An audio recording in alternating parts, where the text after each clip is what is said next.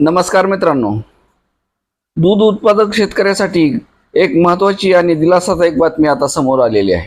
दुधाचे भाव हे आता येत्या 8 दिवसाच्या आत हे वाढणार असून दूध उत्पादक शेतकऱ्यांना थोडाफार आता दिलासा मिळणार आहे। सध्या 36 ते 39 यामध्ये विविध दूध संघाकडून हा गाईच्या दुधाला भाव दिला जातो। काही ठिकाणी 36 रुपये तर काही ठिकाणी 37, 38 तर काही ठिकाणी 39 रुपये असे विविध दर हे 3.5 फॅट आणि 8.5 SNF साठी गाईच्या दुधाला दिला जातो। पण आता सध्या गाईच्या दुधाच्या उत्पादनात वाढत्या उन्हामुळे आणि चारा टंचाईमुळे खूप मोठी तफावत म्हणजे तूट निर्माण झालेली आहे। अशा परिस्थितीत सध्याची बाजारपेठेतील दुधाची वाढलेली मागणी आणि भरपाई करताना होणारी दूध कंपन्याची होणारी कसरत या सर्व गोष्टी लक्षात घेऊन दूध कंपन्या कधीही या 8 दिवसाच्या आत भाववाढीची घोषणा करू शकतात। पण ही भाववाढ 1 किंवा 2 रुपयाचीच असू शकते, जास्त ही भाववाढ होणार नाही। कारण भाववाढ जास्त करण्यासारखी सध्या परिस्थिती नाही, कारण भेसळयुक्त दूध ही महाराष्ट्रात खूप मोठ्या प्रमाणात विक्री केली जाते आणि खरे जे दूध उत्पादक आहेत अशा दूध उत्पादकाचे खूप मोठे नुकसान होते।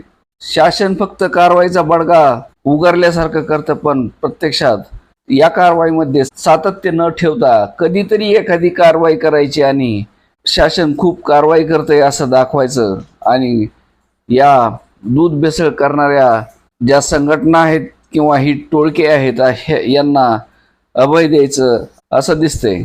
त्यामुळे राज्य शासन असो अथवा केंद्र शासन असो या दूध भेसळीच्या बाबतीत मात्र सिरियसली घेताना दिसत नाही। त्यामुळे या दूध भेसळ करणाऱ्याचे खूप मोठा फायदा होतो आणि खऱ्या दूध उत्पादकाचा खूप मोठं नुकसान होतं आणि त्यांच्या ज्या कष्टाला जे योग्य भाव मिळायला पाहिजे होता तो मिळत नाही।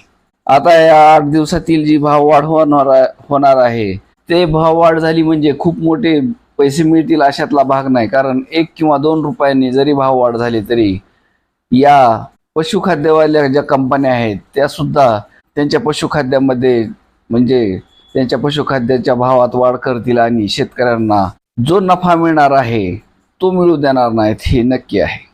सध्या तरी एवढीच माहिती होती की आता या 8 दिवसात हे गाईच्या आणि म्हशीच्या दुधात दोन्ही ह्याच्यात वाढ होण्याची शक्यता आहे आणि याची कधीही घोषणा होऊ शकते। आजचं फक्त एवढंच महत्त्वाचं अपडेट होतं। धन्यवाद।